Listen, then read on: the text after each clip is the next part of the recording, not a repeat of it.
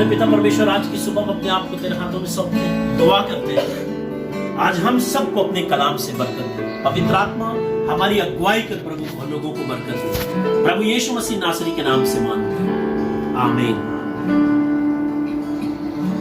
Hallelujah.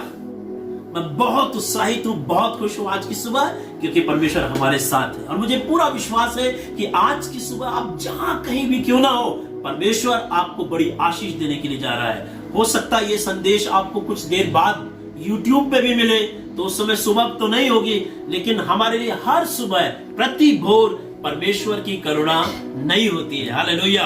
परमेश्वर यकीनन आज अपने वचन से हम सबको बहुत आशीष देने के लिए जा रहा है। तो ज्यादा समय ना लेते हुए हम परमेश्वर के वचन की तरफ चलेंगे और मुझे पूरा विश्वास है कि प्रभु आज हमें बड़ी आशीष देने के ऊपर है। हालेलुया। मैं चाहूंगा कि एक पद निकालें जो कुलुस्सियों उसका 3रा अध्याय और उसके 16 पद में मिलेंगे। कुलुस्सियों की पत्री और उसका 3रा अध्याय और उसके 16 पद, जहां पर इस तरीके से लिखा है। पढ़ेंगे पादरी साहब जी, सुनिए क्या लिखा है। मसीह के वचन को लिखा है कि मसीह के वचन को अपने हृदय में अधिकाई से परमेश्वर के वचन को अपने हृदय के अंदर अधिकाई से बसने दो। वाह, हालेलुया जी। और सिद्ध ज्ञान सहित एक दूसरे को सिखाओ। सिद्ध ज्ञान कहां से मिलेगा? परमेश्वर के वचन से। सिद्ध ज्ञान सहित एक दूसरे को सिखाओ और जी, चिताओ चिताओ और अपने अपने मन में और अपने मन में अनुग्रह के साथ परमेश्वर के लिए भजन और स्तुति गान और आत्मिक गीत गाओ। वचन कह रहा है सिखाओ, समझाओ, गीत गाओ, भजन करो, आत्मिक भजन गाओ, स्तुति गान करो, पर उससे पहले एक काम करो, परमेश्वर के वचन को अधिकाई से अपने हृदय के अंदर बसने दो।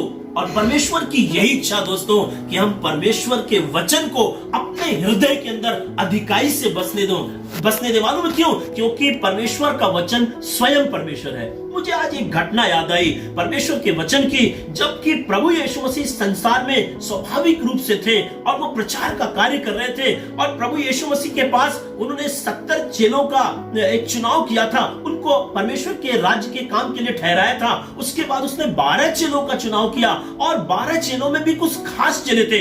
एक दिन प्रभु यीशु मसीह अपने 3 चेलों को बुलाए, और ये घटना आपको मत्ती रचित सुसमाचार उसके 17 अध्याय में मिलती है। प्रभु यीशु मसीह 3 चेलों को बुलाए, जिसमें से एक का नाम याकूब था, दूसरे का नाम यूहन्ना था और तीसरे का नाम पतरस था। प्रभु यीशु मसीह ने कहा तुम एक काम करो, तीनों लोग इधर आओ। उन्होंने कहा गुरु बताइए क्या करना है? चलो आज हम एक ऊंचे पहाड़ पर चलते हैं। ये चेले बड़े खुश हो गए और बाकी 9 चेलों से कहने लगे देखा आज हम लोग कहीं ऊंचे पहाड़ पे जा रहे हैं, तुम लोग यहीं रहो, हम लोग बहुत इंपॉर्टेंट लोग हैं, हम लोग यीशु मसीह के बहुत खास चेले हैं। और ये बड़े एक्साइटेड थे, बड़े खुश थे, और ये तीनों चेले प्रभु यीशु मसीह के साथ एक ऊंचे पर्वत पर गए। जब वे ऊंचे पर्वत पर गए परमेश्वर की आराधना करने के लिए, परमेश्वर की बड़ाई करने के लिए, और तब वचन में इस तरीके से लिखा है जब वो परमेश्वर की आराधना कर रहे थे तो लिखा है कि वहां पर प्रभु यीशु मसीह का रूपांतरण हुआ, उसका ट्रांसफॉर्मेशन हुआ, रूपांतरण हुआ। जब उसका रूपांतरण हुआ तो रूपांतरण के समय 3 लोग दिखाई दे।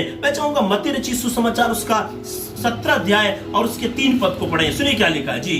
और मूसा और एलिया उसके साथ बातें करते हुए, हाँ, जब प्रभु यीशु मसीह का पर्वत पर रूपांतरण हुआ तब लिखा है कि याकूब, यूहन्ना, पतरस यीशु मसीह के बिल्कुल करीब थे, बिल्कुल नजदीक थे और बड़े एक्साइटेड थे कि प्रभु यीशु मसीह ने हम तीनों को खास चुना है, हम लोग बड़े ही महत्वपूर्ण चेले हैं। और इन तीनों चेलों ने क्या देखा? उनको क्या दिखाई दिए? मूसा। अरे बाप, मूसा कौन है भैया? मूसा तो परमेश्वर का बहुत बड़ा नबी है, परमेश्वर का बहुत बड़ा सेवक है। लेकिन मूसा के अंदर मुझे एक बात बड़ी अच्छी लगती है। एक दिन मूसा के पास, सुनिएगा पहले मूसा के बारे में बता दूं आपको। एक दिन मूसा के पास उसके चेला यहोशू दौड़ा आया और आके कहने लगा गुरु एक प्रॉब्लम है। कहने लगा क्या प्रॉब्लम है? कहने लगा एल्दाद और ओदाद नाम के 2 आदमी मिले। कौन मिला? एल्दाद और ओदाद। और ये दोनों आकर के मैं क्या देखता हूँ कि छावनी के अंदर जाकर के वहां पर लोगों के लिए नबूवत कर रहे हैं, भविष्यवाणी कर रहे हैं। तो जब मुझे पता चला यार ये 2 नए भविष्यवक्ता आगे लोग भविष्यवाणी कर रहे हैं, तब लिखा है कि यहोशू कहने लगा गुरु जब हमने उनको भविष्यवाणी करते हुए देखा तो मुझे तेरे प्रति बड़ी जलन हुई। यार ये लोग क्यों भविष्यवाणी कर रहे हैं? करना तो सिर्फ मूसा को चाहिए। तब मूसा ने उनको जवाब दिया, मालूम है क्या जवाब दिया? कहने लगे, तुझे क्यों मेरे कारण जलन हुई? मेरी तो ये प्रार्थना है, मेरी तो ये इच्छा है कि इज़राइल के सारे लोग नबी होते, सब नबूवत करते। वाह, इसका मतलब मुझे समझ में आ गया, नबूवत करना किसी की एक पर्सनल प्रॉपर्टी नहीं है, पर्सनल चीज नहीं है। वो तो चाहता था सब नबूवत करें, और उसको मालूम था वो एक बहुत बड़ा सेवक है, बहुत बड़ा नबी है। और प्रभु का वचन भी कहता है कि संसार में वो परमेश्वर की दृष्टि में सबसे अधिक नम्र व्यक्ति था, बहुत बड़ा परमेश्वर का सेवक था। और इन तीनों चेलों को मूसा और एलिया दिखाई दिए। किनको? पतरस, याकूब और यूहन्ना को। कौन कौन दिखाई दिया भैया? पहले कौन दिखाई दिया? मूसा। वाह, कितना मजा आया होगा इन चेलों को देख करके। मूसा दिखाई दिया, और कौन दिखाई दिया भाई? एलिया। और एलिया दिखाई दिया। एलिया इतना बड़ा भविष्यवक्ता दिखाई दिया। आहा, काश कि हम लोग भी देख पाते। हालांकि मैं कई बार उस इजराइल देश में उस पर्वत पर गया हूं, मुझे तो नहीं दिखाई दिया। मैं भी दुआ कर रहा हूं कि कभी दिखाई दे जाए। सुनिए क्या लिखा है? हाँ, उसके साथ बातें करते हुए उन्हें दिखाई दिया। तब लिखा है कि उसके साथ बातें करते हुए उसको दिखाई दिए। हाँ, इस पर पतरस ने यीशु से कहा, पतरस ने यीशु से कहा, हे प्रभु। अरे यार, यही तो मैं देखना चाह रहा था भाई। उसने कहा, हे प्रभु, हमारा यहाँ रहना अच्छा है। हमारा यहाँ पर रहना अच्छा है। क्यों? क्योंकि यहाँ पर मूसा दिखाई दिए, यहाँ पर एलिया दिखाई दिए। हाँ, दूसरी चीज, पहली चीज तो हमारा यहाँ रहना अच्छा है जी। यदि तेरी इच्छा 3 मंडप तो बनाओ। मैं यहाँ पर कितने मंडप बनाऊं? 3 मंडप बनाऊं। अभी तक तो सिर्फ यीशु मसीह उनका मेन आदमी था। अब कह रहा है कि अगर तेरी इच्छा हो तो यहाँ 3 मंडप बनाए। हाँ, किसके लिए भाई? एक तेरे लिए, एक तेरे लिए, एक मूसा के लिए, एक मूसा के लिए, और एक एलिया के और लिए। तीसरा एलिया के लिए। वाह, 33%, 33%, 33%। एक तेरे लिए, एक मूसा के लिए, एक एलिया के लिए जी। वह बोल ही रहा लिखा, था वो बोल ही रहा था कि एक उजले बादल ने उन्हें छा लिया। पतरस बोल ही रहा था कि एक उजले बादल ने उनको आकर के छा लिया, और उस बादल में से यह शब्द निकला, ये शब्द निकला, या मेरा प्रिय पुत्र उस बादल में से यानी आसमान से आवाज आई, ये मेरा प्रिय पुत्र है। यीशु मसीह के लिए आवाज आई, ये मेरा प्रिय पुत्र है जिससे मैं प्रसन्न जिससे मैं प्रसन्न हूँ, इसकी सुनो। इसकी सुनो। तुम्हें दूसरा तंबू बनाने की जरूरत नहीं है, इसकी सुनो। क्योंकि ये ही परमेश्वर का वचन है। यही आदि में वचन था, वचन परमेश्वर के साथ था, वचन ही परमेश्वर था। आज वही वचन देहधारी हो गया है यीशु मसीह के रूप में। इसकी सुनो। इसको छोड़ के किसी दूसरे को सुनने की जरूरत नहीं है। इसको छोड़कर किसी दूसरे के लिए तंबू बनाने की जरूरत नहीं है। Hallelujah, hallelujah.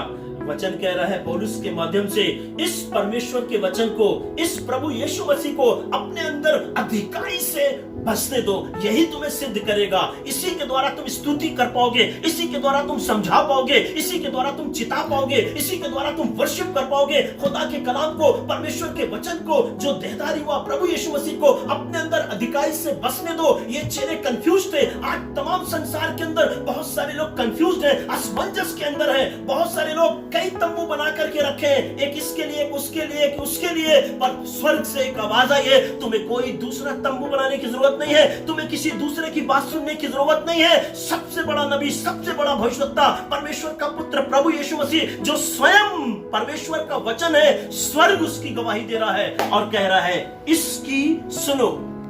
हालेलुया। फिर क्या हुआ सुनिएगा। चेले यह सुनकर मुंह के बल गिर गए। हालेलुया। जो सबसे अच्छी बात मुझे लगती है ना, कि चेले ये सुनकर क्या किए? मुंह के बल गिर गए। आर्ग्यूमेंट नहीं किए, आर्ग्यूमेंट नहीं किए, कोई वाद विवाद नहीं किए।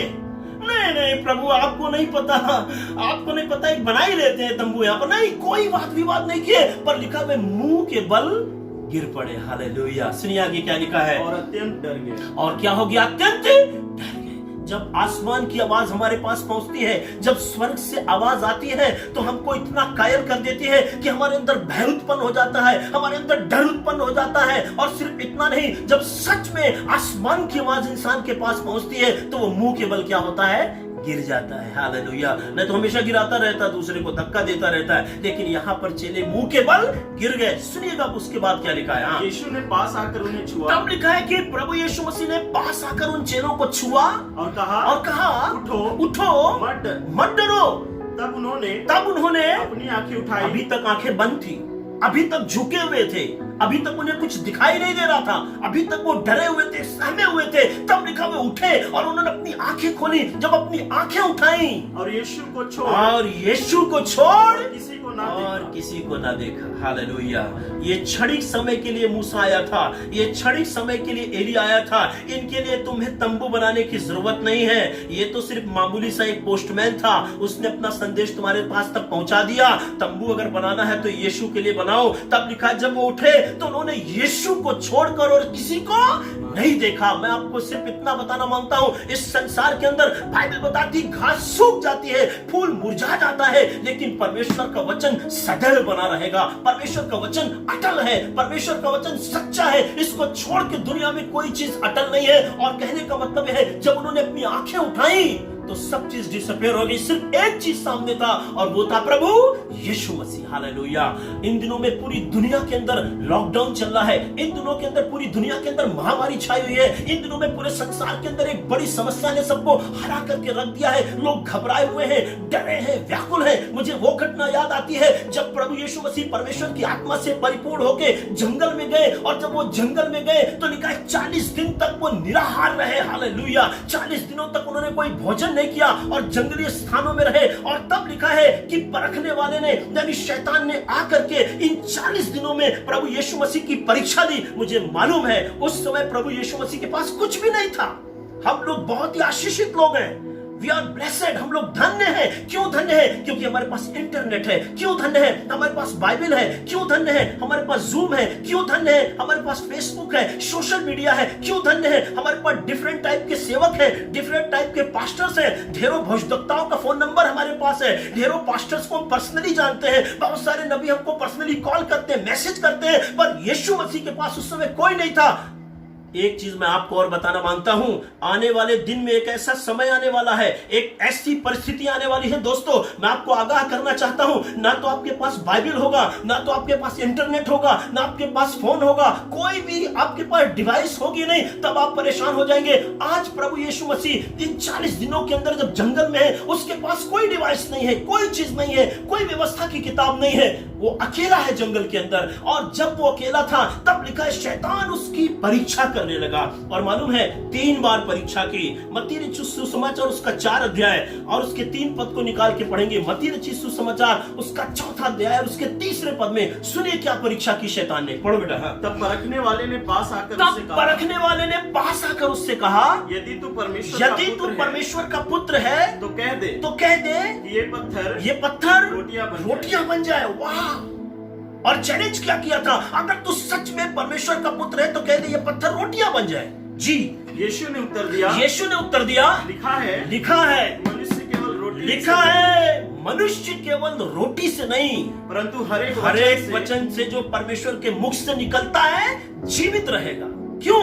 यीशु मसीह ने मालूम है शैतान को क्या बोला? लिखा है। कैसे लिखा है? क्योंकि मैंने पढ़ा है। प्रॉब्लम तो यह है कि लिखा तो है लेकिन हमने पढ़ा नहीं है। समस्या आज हमारे साथ विश्वासियों के साथ ये है, लिखा सब कुछ है पर हमने उसका अध्ययन नहीं किया, हमने ध्यान ही नहीं दिया, हमने परमेश्वर के वचन को अधिकाई से अपने हृदय के अंदर बसने नहीं दिया। यहाँ पर प्रभु यीशु मसीह जवाब देते हैं और कहते हैं लिखा है। हालेलुया। खुदा के कलाम में लिखा है, यहेजकेल नाम की भविष्यवक्ता की किताब में, अंत के दिनों में, उन दिनों में मैं अपनी व्यवस्था को तुम्हारे हृदय रूपी पटियाओं पर लिखूंगा। परमेश्वर अपने वचन को हमारे हृदय रूपी पटियाओं पर लिखना मांगता है। प्रभु यीशु मसीह के हृदय के रूपी पटिया पर परमेश्वर का वचन लिखा हुआ था, इसलिए उसने कहा लिखा है। अगर हम आगे पढ़ेंगे उसके बाद चाहूंगा मैं 6 पद पढ़े, सुनिए। और उसने कहा यदि तू परमेश्वर का पुत्र है। दूसरी परीक्षा ली शैतान ने, कहा यदि तू परमेश्वर का पुत्र है तो अपने आप को नीचे गिरा दे, क्योंकि लिखा है वह तेरे विषय में अपने दूतों को आज्ञा देगा। यीशु मसीह भी बोल रहा लिखा है और शैतान भी बोल रहा है लिखा है। दोनों लोग एक ही चीज लेकर के चल रहे हैं। शैतान कह रहा लिखा है कि तू वो तेरे लिए अपने दूतों को आज्ञा देगा कि तब जब तू गिरे तो अपने तुझे हाथों हाथ उठा लेंगे। 7वें पद को पढ़ेंगे क्या लिखा है। यीशु ने शैतान से कहा यह भी लिखा है तू अपने प्रभु की परमेश्वर की परीक्षा। जब दुश्मन ने कहा लिखा है ना, तो अगर कोई कमजोर आदमी होता अच्छा लिखा, चलो हम तैयार है कूदने के लिए, जाता बोले किधर कूदना है, दिखाओ कहां पर जाना है, कूदना है। और जा करके वो कूद जाता और उसकी मृत्यु हो जाती। आज बहुत सारे लोग कंगूरे पे चढ़ के कूद गए, उनकी मृत्यु हो गई। कहने लगा कि लिखा है कि तू अगर कूदेगा तो तुझे संभाल लेंगे। यीशु मसीह ने कहा ये भी लिखा है। कैसे पता ये भी लिखा है? क्यों? क्योंकि मैंने पढ़ा है। आगे पढ़ेंगे, अगर उसके और आगे जाएंगे 9 पद को पढ़ेंगे, सुनिए क्या लिखा है। उससे कहा यदि तू गिरकर मुझे प्रणाम करे। तीसरी बार प्रभु यीशु मसीह के पास शैतान आया और कहा यदि तू गिर के मुझे प्रणाम करे तो मैं यह सब कुछ तुझे दे दूंगा। ये सब कुछ तुझे दे दूंगा। आज पूरी दुनिया यही तो चाह रही भी मुझे सब कुछ मिल जाए। सब यही चाह रहे मुझे सब कुछ मिल जाए, परेशान है रात दिन। कहने लगा अगर तू मुझे गिर के प्रणाम करे तो ये सब कुछ मैं तुझे क्या करूंगा?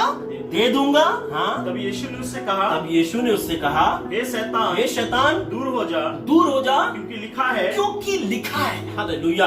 तीनों बार अगर हम देखते हैं प्रभु यीशु मसीह के जवाब में तो सिर्फ एक चीज कॉमन दिखाई देती है, लिखा है, ऐसा भी लिखा है और लिखा है। मैं सोचने लगा यीशु मसीह को ये बात क्या वो ऐसे ही बोल रहे थे क्या? अपने मन से ऐसे ही बोल रहे थे क्या? एक दिन एक भाई मेरे पास आए, कहने लगे पादरी साहब बाइबल में एक आयत लिखी है, कहां लिखी है? मैंने कहा पूछिए कौन सी आयत है, मैं कोशिश करूंगा आपको बताने के लिए। कहने लगा कि ऐसे बाइबल में एक जगह लिखा बेटा तू 1 कदम मेरे पास आ, मैं 2 कदम तेरे पास आऊंगा। मैंने बोला ऐसा नहीं लिखा है। आज बहुत सारे लोग कई चीजों में जबरदस्ती बोलते हैं ऐसा बाइबल में लिखा है, ऐसा नहीं लिखा है मेरे भाई। पहले पढ़ो, सच्चाई से पढ़ो और वही बोलो जो सचमुच में लिखा है। मैंने बोला ऐसा कुछ भी नहीं लिखा, ये तो तेरी अपनी खुद की बनाई हुई आयतें हैं। कह रहा है यीशु मसीह ने बोला लिखा है, लिखा। कैसे पता मुझे कैसे पता चला? मैंने पता करने की कोशिश की, आखिर यीशु मसीह को क्या सचमुच में पता था? हाँ, पता था।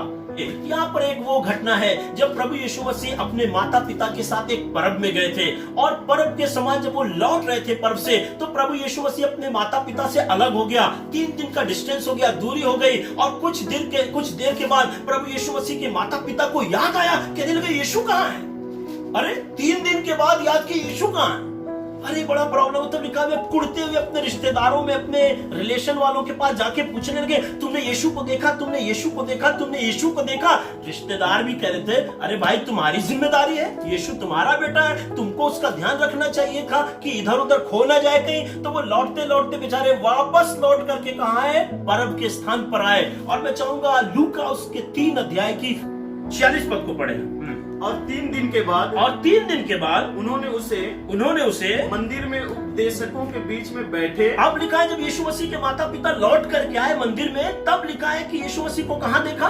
मंदिर में। हम तो सोचे कोई मॉल में देखा होगा, कोई पिकनिक की जगह पे देखा होगा, किसी शॉप पे देखा होगा। जब यीशु मसीह के माता पिता लौट के मंदिर में आए तो यीशु मसीह कहाँ मिला? मंदिर में मिला। हालेलुया। और मालूम है उस समय यीशु मसीह की उम्र कितनी थी? बहुत कम उम्र की थी। वो बहुत छोटे थे, शायद 12-13 साल के थे। और जब माता पिता लौट करके आए तो यीशु मसीह कहाँ मिला? मंदिर में उपदेशकों। कहाँ मिला? मंदिर में उपदेशकों के बीच में। और आगे हम ऊपर पढ़ेंगे तो लिखा है कि प्रभु यीशु मसीह उस समय कितने वर्ष का था? 41 पद में लिखा है हाँ, उसके माता पिता प्रतिवर्ष फसह के पर्व में यरूशलेम जाया करते थे।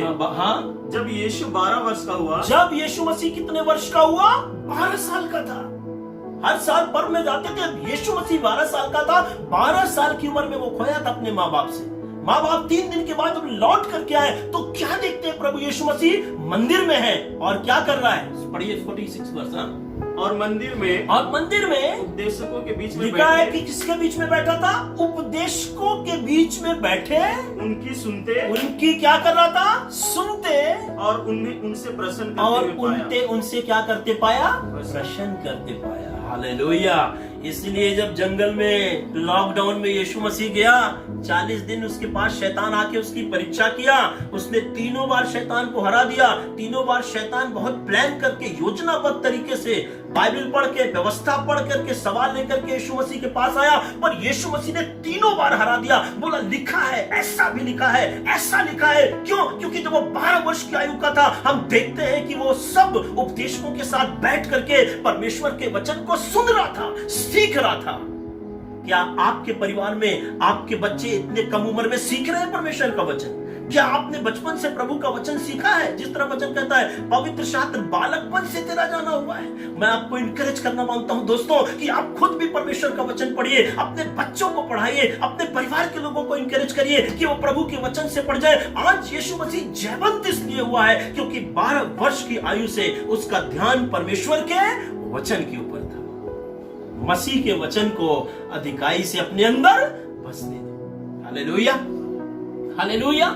अब सुनिएगा, मैं चाहूंगा एक और पद निकाल के पढ़ें, आपको बड़ा मजा आएगा। मैं चाहूंगा कि होशे की किताब उसके 7 अध्याय और 8 पद को पढ़ेंगे। होशे की पुस्तक उसका 7 अध्याय 8वें पद में, जहां पर बड़ी अच्छी और आशीष की बात लिखी हुई है। सुनिएगा इस पद को, आपको बड़ा मजा आएगा। सुनिएगा, होशे की पुस्तक निकालेंगे, उसके 7 अध्याय और उसके 8वें पद को पढ़ेंगे। जी क्या लिखा है? एफ्रेम देश देश के लोगों, ये परमेश्वर का प्रिय प्रेम है।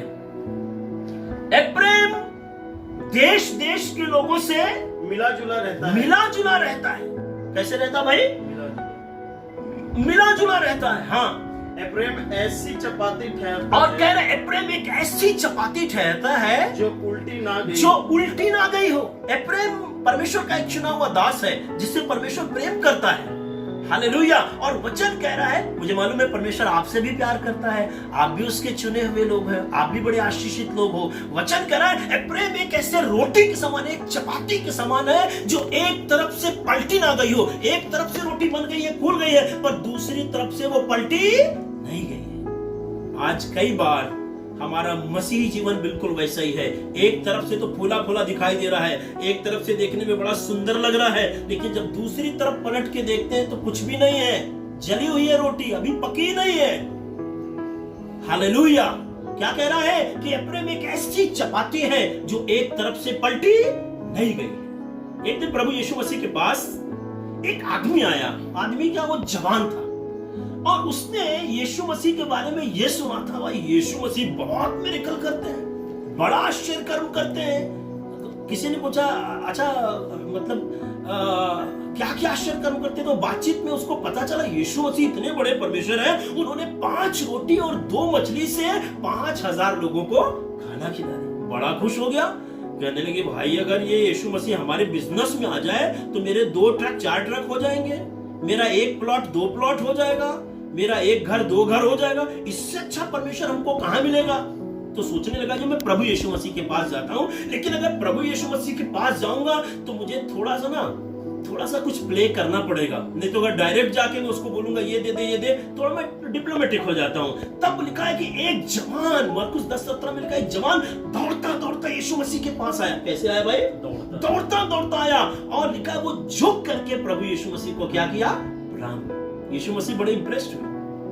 यीशु मसीह ने बोला बड़ा अच्छा, बड़ा मजा आया, तुम कितने अच्छे हो। झुक करके प्रणाम किया और यीशु मसीह से एक निवेदन करता है और कहता है प्रभु अनंत जीवन का अधिकारी होने के लिए मैं क्या करूं? यीशु मसीह रुक गए। उन्होंने बोला तू आज्ञाओं को जानता? हाँ प्रभु, उनको तो मैं बचपन से मानता आया हूं, वो सब कुछ मेरा बालकपन से जाना हुआ है।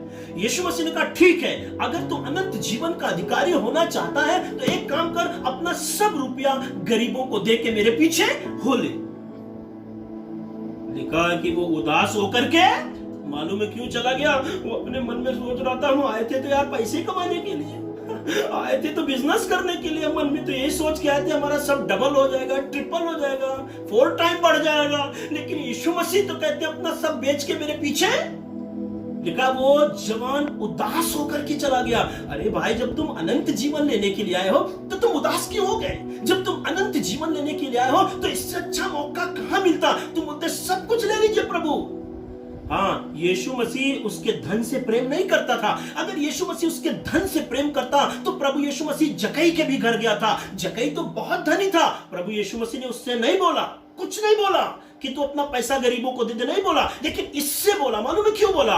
क्योंकि यीशु मसीह को अंदर पता चल गया था। यीशु मसीह सब कुछ जानते थे। यीशु मसीह से हम कोई बात कभी छिपा नहीं सकते हैं। यीशु मसीह हमारे हृदय के विचारों को पढ़ लेते हैं। हमारे मन से बड़ा हमारा परमेश्वर हमारे बारे में सब कुछ जानता है। प्रभु यीशु मसीह को मालूम था ये आदमी दावा तो करता मैं अनंत जीवन लेना चाहता हूं। यह आदमी जवान दौड़ता हुआ मेरे पास आया है कि मैं अनंत जीवन का अधिकारी हूं, पर इसके मन के अंदर यह है, इसके मन के अंदर यह बात छिपी हुई है कि मैं धनी कैसे हो जाऊं, मेरा बिजनेस और बड़ा कैसे हो जाए, मुझे और कैसे प्रॉस्पेरिटी मिल जाए, संपन्नता मिल जाए। उदास होकर के चला गया। हालेलुया। क्योंकि प्रभु यीशु मसीह स्वयं परमेश्वर का वचन है। वो अनंत जीवन प्राप्त करना चाहता था, पर उस प्रभु यीशु मसीह को अपने हृदय के अंदर बसाना नहीं चाहता था। उदास होकर के चला गया। और आज बहुत सारे लोग उदास होकर चले जाते हैं। Hallelujah, hallelujah. क्यों? क्योंकि वे यीशु को ग्रहण करना, अपनाना नहीं चाहते। हालेलुया। हमें यीशु को अपनाने की जरूरत है।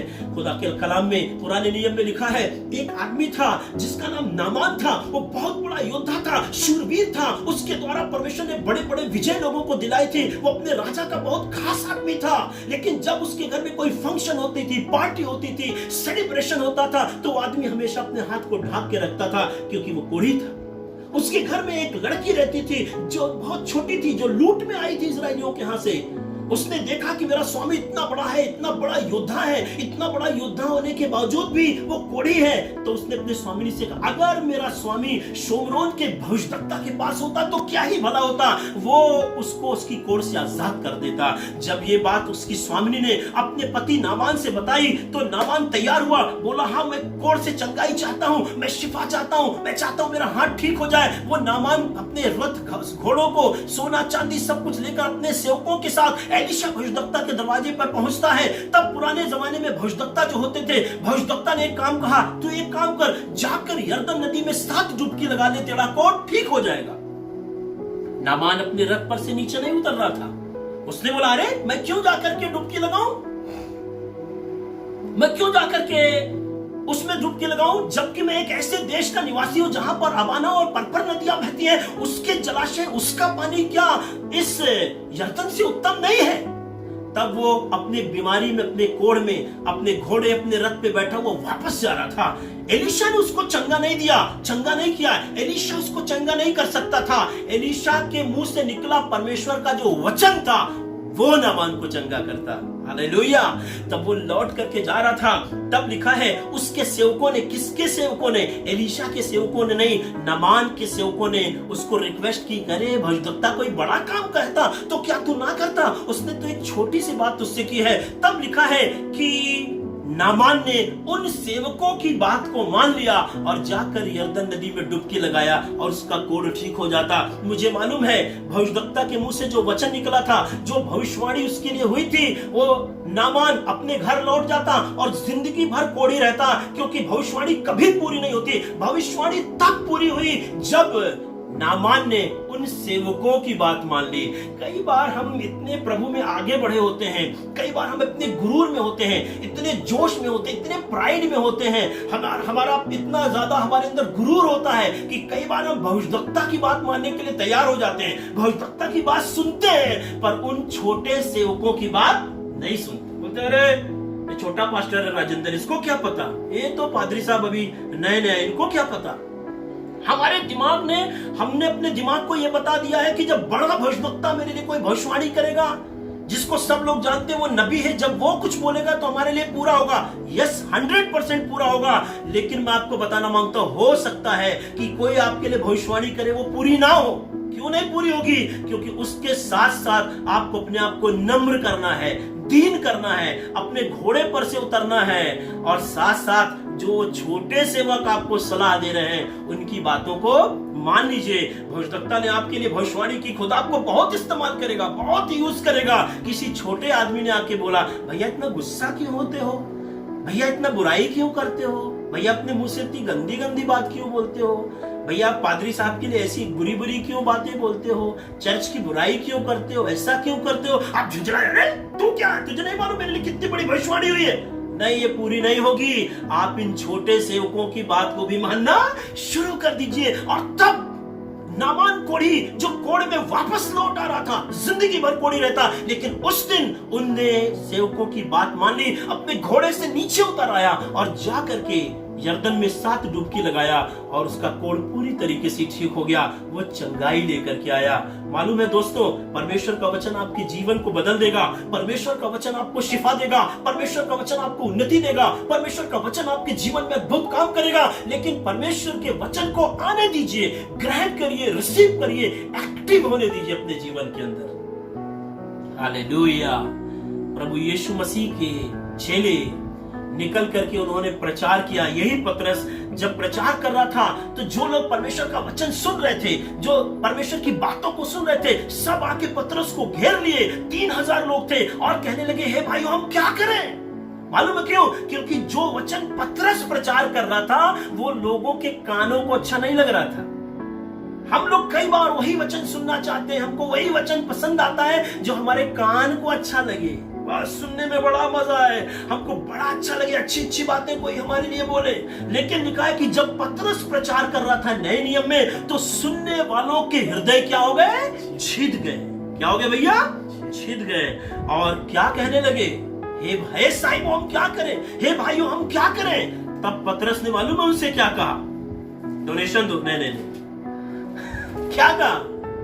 मेरा अकाउंट नंबर ले लो, हम बता देना हम कौन है। नहीं, पतरस ने कहा, मन फिराओ, 2:37 पर। हाँ, तब सुनने वालों के हृदय छिद गए। प्रेरितों का काम 2:37 में लिखा, तब सुनने वालों के हृदय छिद गए। और वे पतरस, कान नहीं छिदे, दिल छिदे उनके। सुनने वालों के हृदय छिद गए और वो पतरस और शेष प्रेरितों से पूछने लगे, हे भाइयों, हम क्या करें? आपने कभी पूछा किसी से? आपने कभी जाके किसी प्रेरित से पूछा मैं क्या करूं? क्या आपने किसी परमेश्वर के सेवक से पूछा मैं क्या करूं?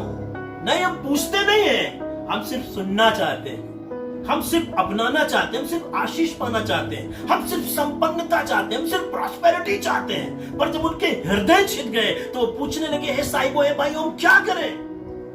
पतरस ने क्या जवाब दिया? पतरस ने उससे कहा, मन फिराओ और तुम में से हरेक अपने पापों की क्षमा के लिए। जो सबसे पहली चीज पतरस ने उनको दर्शाई वो थी पापों की क्षमा।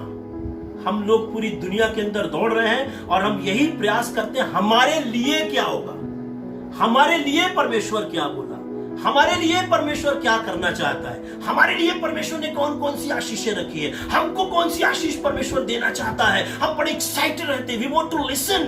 हम बड़े केयरफुली सुनते हैं कि कोई कुछ बोल दे, परमेश्वर हमारे लिए क्या कर रहा है, परमेश्वर हमारे लिए। नहीं, परमेश्वर हमारे लिए करेगा, लेकिन सबसे पहले परमेश्वर हमारे अंदर करना चाहता है। हम कभी इसमें इंटरेस्टेड नहीं होते कि हमारे अंदर परमेश्वर काम करे। हमेशा हम इंटरेस्टेड किसमें होते हैं? हमारे लिए क्या। नहीं, तुम पापों की क्षमा के लिए प्रभु यीशु मसीह के नाम से क्या लो?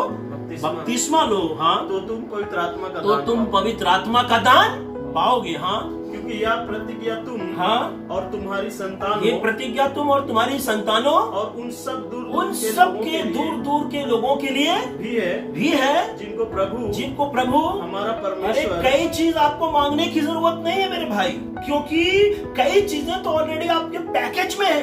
और हम कई चीजों के लिए बार बार लोगों से कहलवाते हैं, बोल दे प्रभु अपना आत्मा तुम्हें दे रहा है, प्रभु अपना आत्मा उंडेल देगा, प्रभु मिनिस्ट्री देगा, प्रभु ये देगा। वो ऑलरेडी आपके लिए है। वो तो ऑलरेडी प्रतिज्ञा किया है कि तुम्हारे संतानों के लिए सब चीजें रखी हुई हैं। लेकिन मन तो फिराओ, अपना जीवन तो प्रभु के दो। सुनने वालों के हृदय क्या हो गए? छिद गए। तो वो पूछने लगे प्रेरितों के साथ, हम आकर के क्या करें? हालेलुया। आइए हम उस मुद्दे पे आए जब हमारे पापों की क्षमा के लिए हम डील करें और हम दुआ करें, खुदावन हमारे पापों को क्षमा कर दे। और ये तब होगा जब परमेश्वर का वचन हमें पेनिट्रेट करेगा, जब परमेश्वर का वचन हमारे हृदय के अंदर जाएगा, जब परमेश्वर का वचन हमारे हृदय को छेदेगा और जब हम परमेश्वर के वचन को अपनी जिंदगी में ग्रहण करेंगे। आज से कुछ साल पहले एक बड़ी विश्वासी बहन आई, जय मसीह की भैया, जय मसीह की, कैसे भैया? मैंने बोला मैं ठीक हूँ, प्रेज लॉर्ड भैया, बड़ा मजा आता है हमको बाइबल पढ़ने में। बहुत अच्छी बात है। तो मैंने देखा वो गले में एक ताबीज लटकाई हुई थी। ये सच्ची घटना आपको बता रहा हूँ। तो मैंने बोला तुम इतना दुआ प्रार्थना करती हो, ये गले में क्या लटका? ताबीज नहीं है, भजन संहिता 23 है, 23 ज़बूर है। मैंने बोला ये गले में कैसे आ गया? कहने लगे मैंने 23 ज़बूर को एक कागज पे लिखा, मोड़ के ताबीज बना लिया। अरे इसलिए बना दिया कि शैतान मुझे ना पकड़े, इसलिए पहन लिया कि मैं एकदम सुरक्षित रहूं। मैंने बोला ताबीज पहनने से तुम सुरक्षित नहीं होगी, ये वचन गले में लटकाने से तुम्हें जिंदगी नहीं देगा। इस वचन को हृदय के अंदर डालने की जरूरत है। Hallelujah, hallelujah. ये वचन प्रभु यीशु मसीह के अंदर था उसके, और उसने कहा ऐसा लिखा है, फिर उसने कहा ऐसा भी लिखा है, फिर उसने कहा ऐसा लिखा है, दूर हो जा शैतान मेरे पास से। हालेलुया।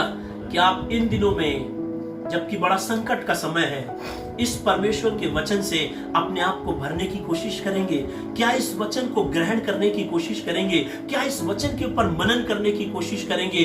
ये वचन हमको जिंदगी देगा और ये वचन ही हमको संभाल करके रखेगा। अगर हम इस वचन से भरे नहीं जाएंगे, अगर इस वचन से हम परिपूर्ण नहीं होंगे, तो मालूम है क्या होगा? मैं चाहूंगा एक और पद निकालें जो पहला कुरिन्थियों उसके 13 अध्याय में है। पहला कुरिन्थियों उसका 13 अध्याय और उसके 10 पद को निकाल के पढ़ेंगे। First Corinthians chapter 13 and verse 10। Listen क्या लिखा है? परंतु जब सर्वसिद्ध आएगा तो अधूरा मिट जाएगा। लिखा जब सर्वसिद्ध आएगा तो अधूरा क्या हो जाएगा? कभी कभी हमारी जिंदगी में बड़ा अधूरापन है। हम सोचते हैं कि हमको सब कुछ पता है, लेकिन हमें पता होता कुछ नहीं होता। जब सर्वसिद्ध आएगा तो सब कुछ मिट जाएगा। जब मैं बालक था तो मैं बालकों के समान बोलता था। तब लिखा जब मैं बालक था तो मैं बालकों के समान बोलता था। बालकों का सा मन था, बालकों की सी समझ थी। परंतु जब सियाना हो गया, लेकिन जब मैं सियाना हो गया तो बालकों की बातें छोड़ दी। तो लिखा मैंने बालकों की बातें छोड़ दी। पौलुस प्रेरित कहते हैं कि मैंने तुमको अन्न देना चाहा पर मैं इसको नहीं दे पाया, क्योंकि तुम अभी भी दूध पीते हुए बच्चों के समान हो। अब आप कल्पना कीजिए, आपकी 50 साल उम्र है और आप हाथ में गले में लगा के कपड़ा, हाथ में दूध की बोतल लेके घूम रहे हैं। देखने में कितना फनी लगेगा। कह रहा मैं तुम्हें अन्न देना चाहा, मैंने तुम्हें वचन खिलाना चाहा, सॉलिड फूड देना चाहा, पर नहीं दे पाया। क्यों? क्योंकि तुम अभी तक दूध पीते हुए बच्चे हो। और फिर पौलुस कहता है कि समय के अनुसार तुमको गुरु हो जाना चाहिए था। उर्दू में लिखा है तुमको उस्ताद हो जाना चाहिए था, तुमको मैच्योर हो जाना चाहिए था, पर तुम अभी दूध पीते हुए बच्चे हो। दूध पीता हुआ बच्चा खुद नहीं पीता, उसके मम्मी पापा आके मुंह में डाल देते हैं। और कई बार दूध खत्म हो जाता है तो कई लोग उसमें कुछ और चीजें पानी में मिला के मुंह में डाल देते हैं। बच्चा ऐसे ऐसे कर रहा है अपना, उसको कुछ पता नहीं। और कई बार हमारा मसीही जीवन ऐसा है कि जो दुनिया में आया कुछ भी मेरे मुंह में डाल के चला गया। कोई भी बोतल पकड़ा के चला गया, हम उसी में बड़े खुश हैं, एंजॉय कर रहे हैं। पर प्रभु क्या चाहता है कि आप जिंदगी भर, जब आप बालक थे तो दूध पीना आपके लिए जरूरी था, लेकिन अब आप बढ़ रहे हैं, आपको सॉलिड वर्ड की जरूरत है, सॉलिड परमेश्वर के वचन की जरूरत है। और यहाँ पे पौलुस प्रेरित कह रहा है जब मैं बालक था तो बालकों का सा मन था, बालकों की समझ था। पौलुस तो पहले ये सोचता था भाई मसीही लोगों को सताओ, इनको मारो, कलीसिया में लोग हैं इनको बंदी बनाओ, इनको परसिक्यूट करो तो परमेश्वर मुझे बड़ी आशीष देगा। लेकिन जब प्रभु यीशु मसीह से पौलुस की मुलाकात हुई, उसका सब कुछ बदल गया। उसने बपतिस्मा लिया, उसकी आंखों से छिलके से गिरे, वो भोजन करके बल पाया और पतरस और चेलों के साथ संगति किया। संगति करने के बाद जब वो परमेश्वर के वचन से परिपूर्ण हो गया, तब वो कह रहा है पहला कुरिन्थियों 13 अध्याय के 11 पद में, जब मैं बालक था तो बालकों का सा मन था, बालकों सी समझ थी, बालकों का स्वभाव था। लेकिन जब मैं एक मैगजीन पे लिखा था डी कोड लगाइए बड़े हो जाइए। डी कोड लगाने से कोई बड़ा नहीं होता। आप सयाने तब होंगे, आप मैच्योर तब होंगे जब आप परमेश्वर के वचन का आदर करेंगे। जब मैं सियाना हो गया तो बालकों की बातें छोड़ दी। बालकों की बातें क्या की? छोड़ दी। हालेलुया। कौन हमको सियाना बनाएगा? वचन परमेश्वर का। इस वचन को अपनी जिंदगी के अंदर काम करने दीजिए, इस वचन को परमेश्वर के अपने हृदय के अंदर जाने दीजिए। सुनिएगा, 40 दिन तक लगातार बारिश होती रही नूह के समय में, और जब बारिश थम गई तो उस नूह के जहाज के अंदर सब प्रकार के जीव जंतु जानवर थे। मैं तो ये सोच रहा था वो लोग सोते कैसे थे।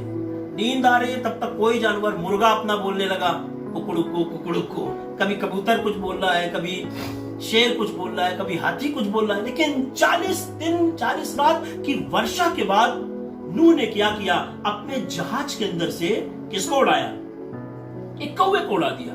कौवा गया, कौवा गया, कौवा गया, मुझे नहीं मालूम कहां गया, लेकिन परमेश्वर ने भी कौवे को बोला छोड़ूंगा नहीं तुझे, तू मीट मछली के चक्कर में गया था, चल अब तू एलिया को बहुत साल बाद मीठी खिलाएगा, तू नहीं खाने पाएगा। इसीलिए परमेश्वर ने एलिया के लिए शायद कौवे का इस्तेमाल किया था, तो किसी का भी इस्तेमाल कर सकता था।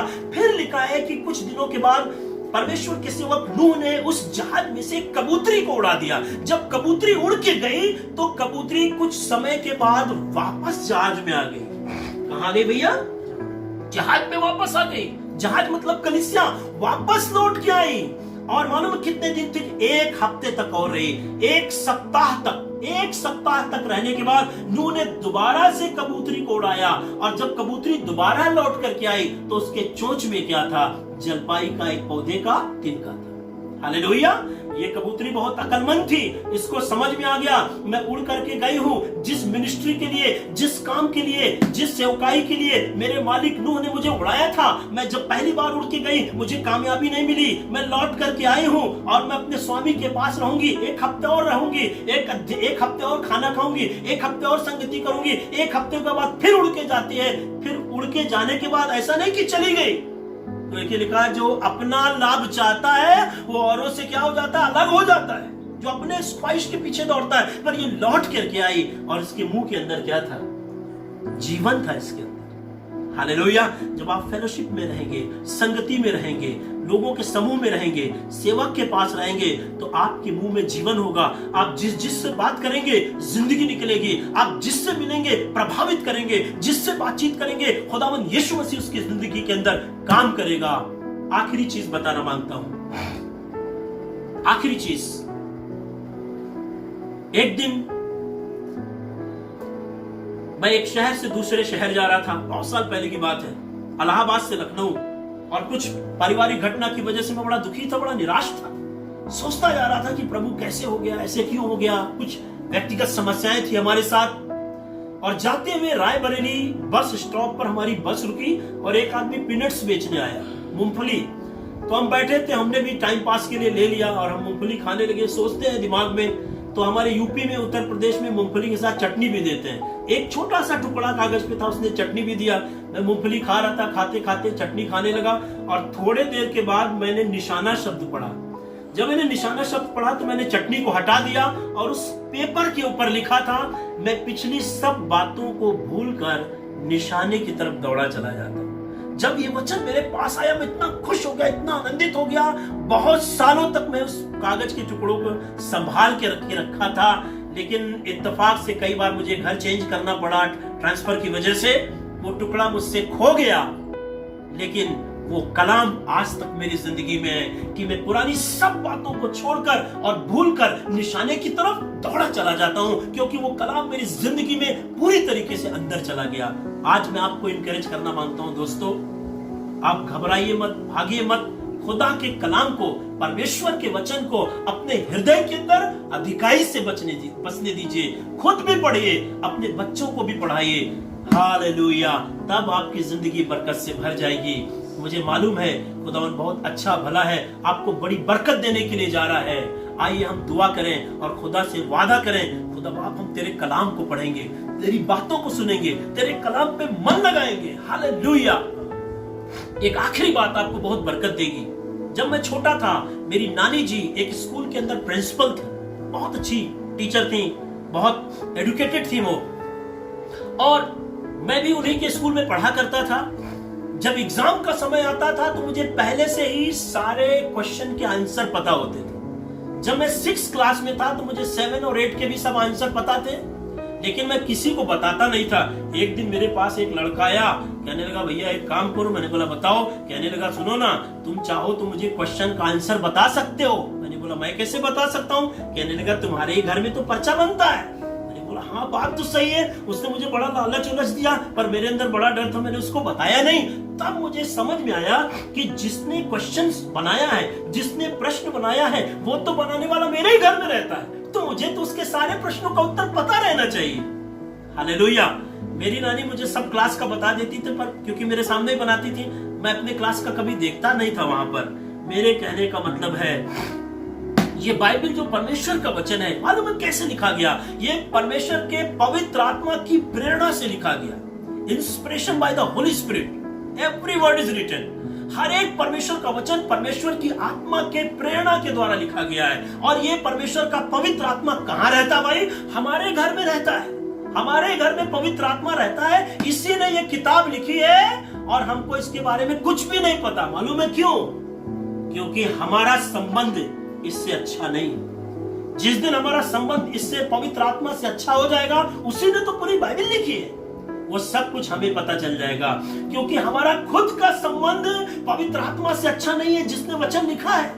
हमारा खुद का संबंध प्रभु यीशु मसीह से अच्छा नहीं है, इसलिए हम हमेशा इसके उसके पास दौड़ते रहते। भैया 10 रुपया ले लो, हमको सवाल का जवाब दे दो, 20 रुपया दे दो। भैया हमको तो बोलता था हम तुमको समोसा खिलाएंगे, एक दिन तो बोला हम तुमको सिनेमा दिखाने ले जाएंगे, डाकू गंगवा लगा होगा लक्ष्मी चित्र मंदिर में। हमने बोला अच्छा। बोले भैया ये बता दो सिर्फ हमको, क्योंकि तुम्हारे घर में सारे प्रश्नों का उत्तर है। हालेलुया। आज बहुत सारे विश्वासी इधर दौड़ रहे हैं, उधर दौड़ रहे हैं। ये पास्टर, ये प्रचारक, ये भविष्यवक्ता, ये अपोस्टल, नितिन शुक्ला, फलाना, राजेंद्र, आशीष, सबके पीछे दौड़ रहे हैं। हमारे पीछे दौड़ने से आपको कुछ नहीं मिलेगा। खुदा के पीछे दौड़िए, हम आपकी सहायता के लिए हैं। यकीनन हम आपके लिए दुआ करेंगे, आपको खुदा का कलाम बताएंगे, आपके लिए भविष्यवाणी करेंगे, आपको अच्छी बातें बताएंगे। लेकिन हमेशा बरकत पाने के लिए आपको खुद का अपना संबंध प्रभु यीशु मसीह से, पवित्र आत्मा से बनाना होगा। क्योंकि हम हमेशा आपके साथ नहीं रहेंगे, लेकिन प्रभु का वचन, पवित्र आत्मा हमेशा आपके साथ रहेगा। जैसे उस जंगल में जब प्रभु यीशु मसीह अकेले थे, ना तो उनकी माता थे, ना उनके पिता थे, ना उनके भाई थे, ना उनके चेले थे, ना व्यवस्थापक थे, ना शास्त्री थे, ना व्यवस्था की पुस्तक थी। लेकिन प्रभु यीशु मसीह के साथ सिर्फ परमेश्वर का पवित्र आत्मा था। क्योंकि कुछ समय पहले ही जब वो बपतिस्मा लेके बाहर निकले, तो आकाश में पवित्र आत्मा कबूतर की नाई यीशु मसीह के ऊपर उतर आया। हालेलुया। क्या था प्रभु यीशु मसीह के साथ? पवित्र आत्मा। पवित्र आत्मा ने वचन लिखा है। और जब शैतान आके परीक्षा करने लगा, तो प्रभु यीशु मसीह ने बोला ऐसा लिखा है, ऐसा भी लिखा है, ऐसा लिखा है, शैतान तू दूर हो जा। क्योंकि प्रभु यीशु मसीह का पवित्र आत्मा के साथ इतना गहरा संबंध था, इतना गहरा संबंध था, इतना गहरा संबंध था कि वो कभी परमेश्वर की पवित्र आत्मा से अलग नहीं हुए। दोस्तों, आज जो सबसे बड़ी चुनौती मसीही जीवन में, सबसे बड़ा जो चैलेंज हमारे सामने है, वो कुछ दूसरा नहीं है। सबसे बड़ा चैलेंज कोविड-19 नहीं है। सबसे बड़ा जो चैलेंज हमारे लिए है, वो परमेश्वर के वचन को जानना है। मैं आपको उत्साहित करना चाहता हूं, इनकरेज करना चाहता हूं, खूब परमेश्वर का वचन पढ़िए, इस पर मन लगाइए, इसके साथ संगति करिए, परमेश्वर के साथ संबंध बनाइए, प्रभु यीशु मसीह के साथ संबंध बनाइए, पवित्र आत्मा के साथ संबंध बनाइए। क्योंकि एक दिन सब चीजें आपसे अलग हो जाएंगी, सिर्फ एक ही चीज आपके पास रहेगा, परमेश्वर का वचन। Hallelujah, hallelujah, hallelujah.